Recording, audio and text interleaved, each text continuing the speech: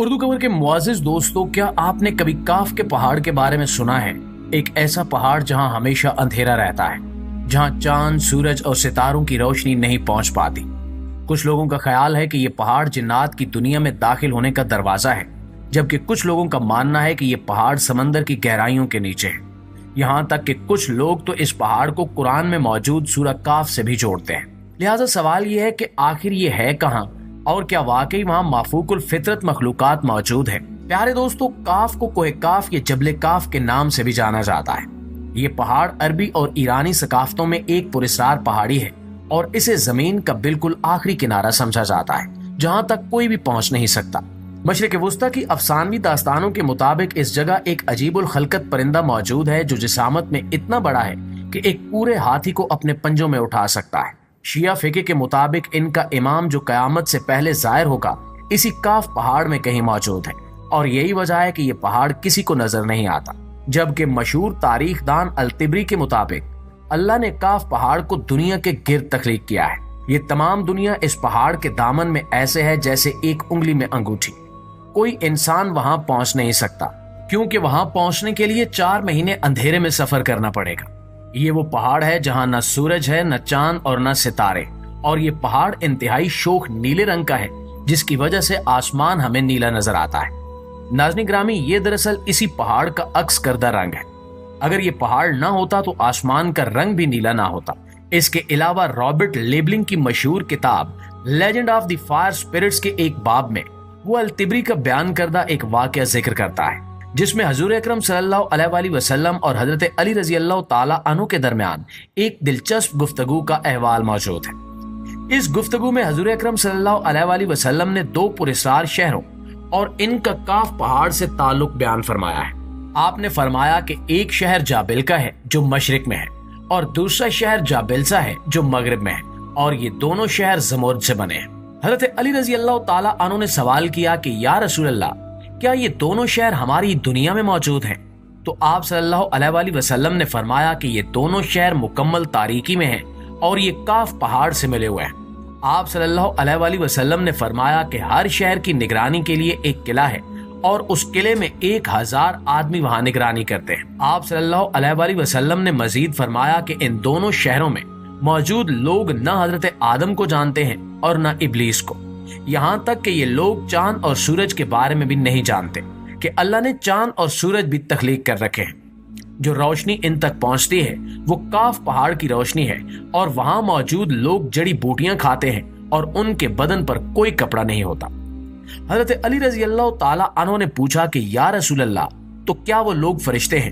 تو آپ صلی اللہ علیہ وآلہ وسلم نے فرمایا کہ نہیں، وہ فرشتے نہیں ہیں، لیکن اللہ کی فرما برداری میں وہ بالکل فرشتوں کی طرح ہیں۔ ان شہروں میں سب مرد ہیں اور وہاں کوئی عورت یا بچہ نہیں ہے۔ پھر حضور اکرم صلی اللہ علیہ وآلہ وسلم نے فرمایا کہ معراج کی رات ان کی ملاقات ان شہر کے لوگوں سے ہوئی، اور انہوں نے آپ صلی اللہ علیہ وآلہ وسلم کی دعوت کو قبول کیا اور مسلمان ہو گئے۔ آپ صلی اللہ علیہ وآلہ وسلم نے فرمایا کہ وہاں تک پہنچنا انتہائی مشکل ہے، کیونکہ وہاں پہنچنے کے لیے 4 مہینے مسلسل اندھیرے میں چلنا پڑتا ہے۔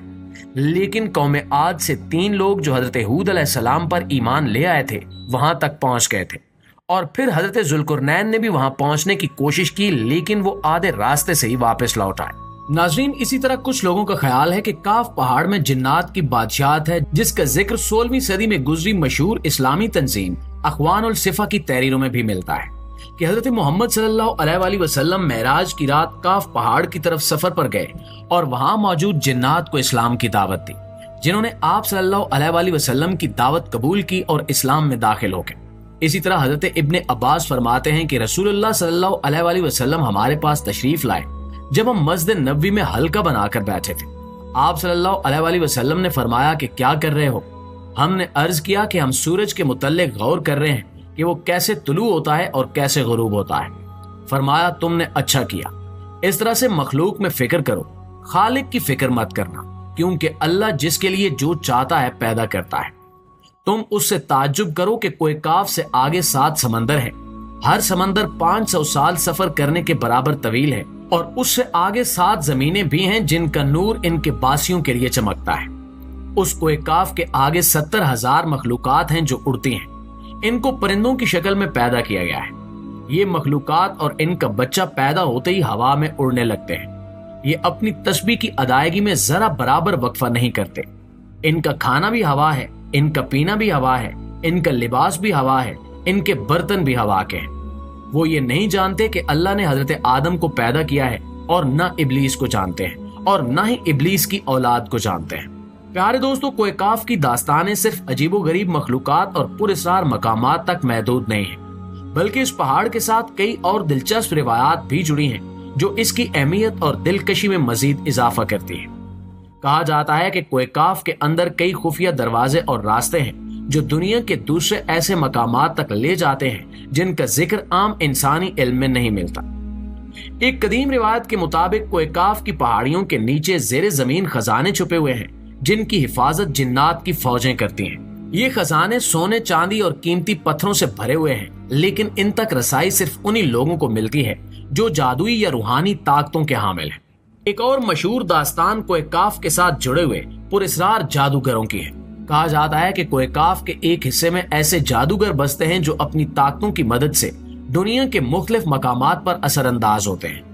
ان جادوگروں کے بارے میں کہا جاتا ہے کہ وہ صدیوں سے زندہ ہیں اور اپنی شکلیں بدلنے کی صلاحیت رکھتے ہیں۔ انہوں نے ایسی کتابیں لکھی ہیں جن میں دنیا کے پوشیدہ علوم کا ذکر ہے، اور ان علوم تک رسائی صرف انہی لوگوں کو حاصل ہوتی ہے جو ان جادوگروں کے ساتھ رابطہ قائم کر سکے۔ یہ جادوگر پہاڑ کے اندر موجود ایک خفیہ شہر میں رہتے ہیں جسے عام آنکھوں سے نہیں دیکھا جا سکتا، اور وہاں کے قوانین اور زندگی کی صورتیں دنیاوی حقائق سے بالکل مختلف ہیں۔ مزید کہا جاتا ہے کہ کوہ کاف کے اطراف میں وہ جگہیں بھی ہیں جہاں زمین اور آسمان کے درمیان فاصلہ نہایت کم ہو جاتا ہے، یعنی وہاں سے دعائیں فوری طور پر آسمان تک پہنچتی ہیں اور اللہ کی بارگاہ میں قبول ہو جاتی ہیں۔ اسی وجہ سے بعض روحانی بزرگ اور ولی اللہ اپنی عبادات کے لیے کوہ کاف کے نزدیک جا کر خلوت میں وقت گزارتے تھے تاکہ ان کی دعائیں جلد قبول ہوں اور وہ روحانی کمالات حاصل کر سکیں۔ ایک اور دلچسپ واقعہ یہ بیان کیا جاتا ہے کہ کوہ کاف کے آس پاس جادوئی پرندے پائے جاتے ہیں جو انسانوں کی زبان میں بات کرنے کی صلاحیت رکھتے ہیں۔ یہ پرندے ان لوگوں کو ملتے ہیں جو دل سے پاک اور نیک نیت ہوں۔ ان پرندوں کے ذریعے ماضی کے کئی صوفیاء اور ولی اللہ کو اللہ تعالیٰ کی طرف سے پیغامات موصول ہوئے اور وہ انہیں روحانی رہنمائی کے لیے استعمال کرتے تھے۔ یہ پرندے ہمیشہ اللہ کی تسبیح میں مشغول رہتے ہیں اور صرف اس وقت کسی انسان کے سامنے آتے ہیں جب وہ اللہ کے نزدیک بہت مقبول ہو۔ ناظرین، کوہ کاف کی ایک اور دلچسپ روایت یہ ہے کہ یہاں جنات کی ایک خفیہ قوم بستی ہے جسے عام دنیا کے جنات سے بالکل مختلف سمجھا جاتا ہے۔ یہ جنات نہایت دیندار اور اللہ کی عبادت میں مصروف رہتے ہیں۔ ان کا تعلق حضرت سلیمان علیہ السلام کے زمانے سے ہے اور وہ ان کی خدمت میں تھے۔ حضرت سلیمان علیہ السلام کی وفات کے بعد یہ جنات کوہ کاف کی طرف چلے گئے اور وہاں ایک خفیہ زندگی بسر کرنے لگے۔ ان جنات کا انسانوں سے کوئی واسطہ نہیں ہے اور یہ دنیاوی معاملات میں بالکل دلچسپی نہیں رکھتے، لیکن بعض روحانی علماء کا ماننا ہے کہ اگر کوئی شخص اللہ کے قرب کی انتہا کو پہنچ جائے تو وہ ان جنات سے ملاقات کر سکتا ہے۔ جی تو معزز دوستو، یہ تھی ہماری آج کی ویڈیو، لیکن اس حوالے سے آپ دوستوں کی رائے کیا کہتی ہے کمنٹ سیکشن میں ہمارے ساتھ شیئر ضرور کیجیے گا۔ انشاءاللہ آپ سے ملاقات ہوتی ہے اگلی ویڈیو میں، تب تک اپنا ڈھیر سارا خیال رکھیے گا۔ اللہ نگہبان۔